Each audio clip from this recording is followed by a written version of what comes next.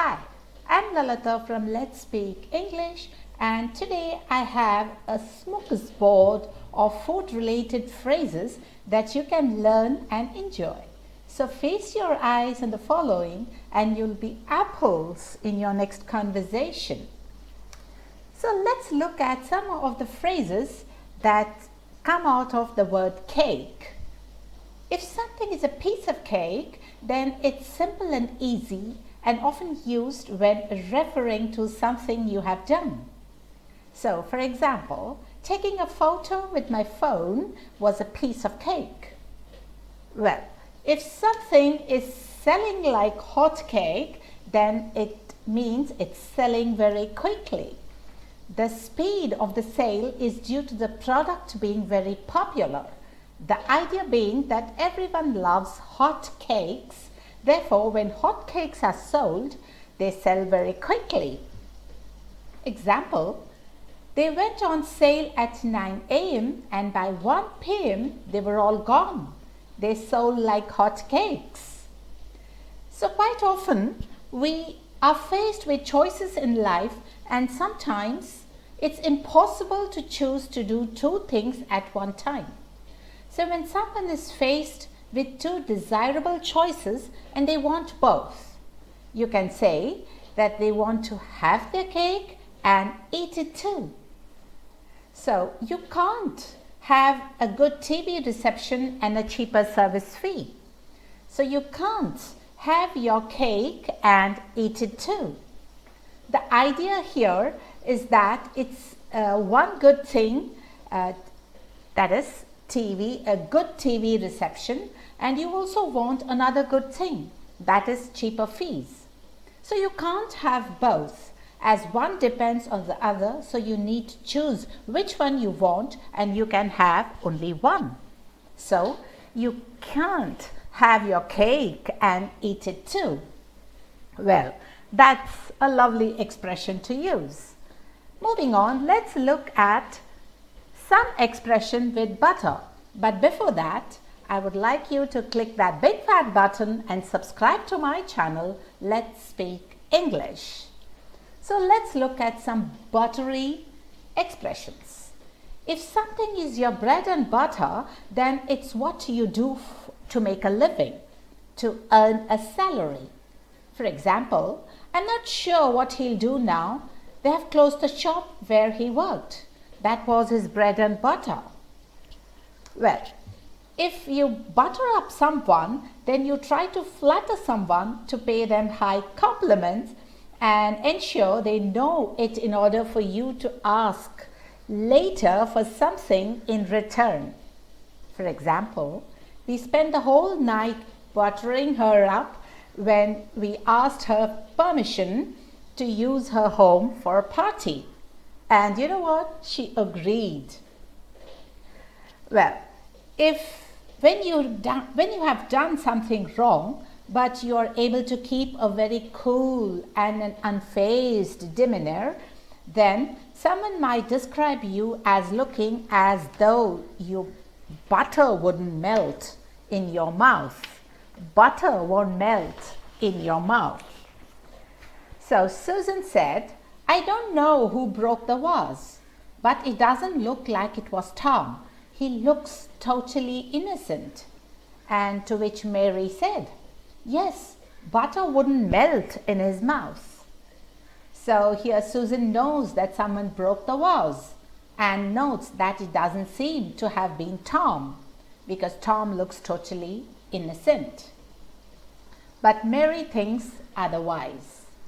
Right. Let's now move on to some expressions with milk. If someone tells you don't cry over spilt milk, then they are telling you that you shouldn't be too upset or emotional over something that you can't really change, and that might be quite trivial. So, example, don't worry, the new haircut doesn't look too bad. Anyway, don't cry over the spilt milk. Moving on. If you milk someone for something, then you seek to obtain as much money or advantage for yourself as you can from a particular situation, and this is most probably done in a dishonest or a deceiving manner. For example, after he hurt his ankle at work, he milks the company for a lot of money. So, to milk someone. Moving on to some bacon and ham expressions. So, if you bring home the bacon, then you bring home a salary to support your family.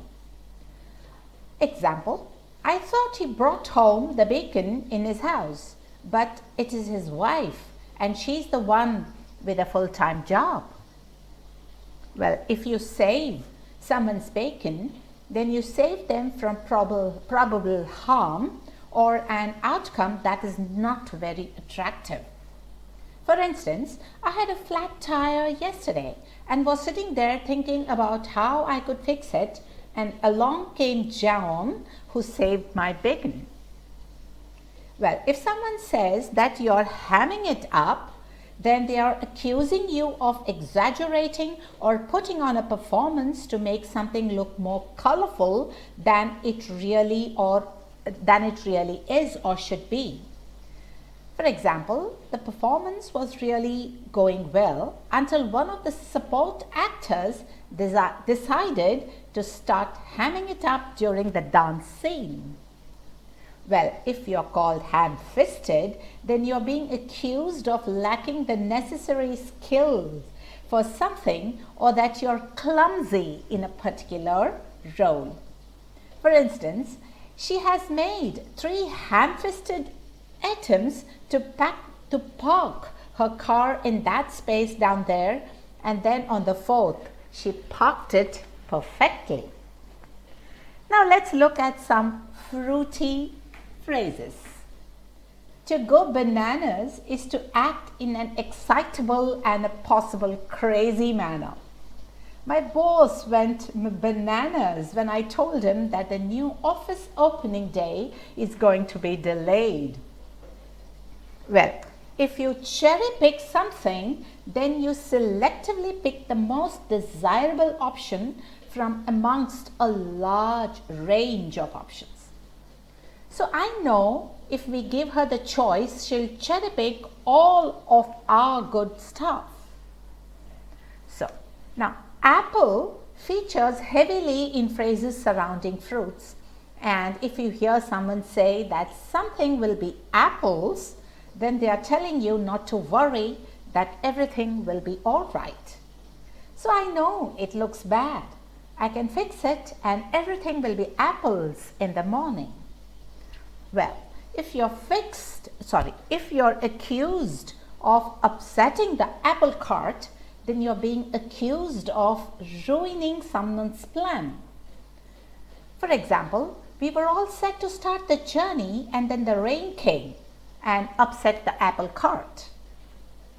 Well, if you're the apple of someone's eye, then you're the most favorite or well-liked person amongst many.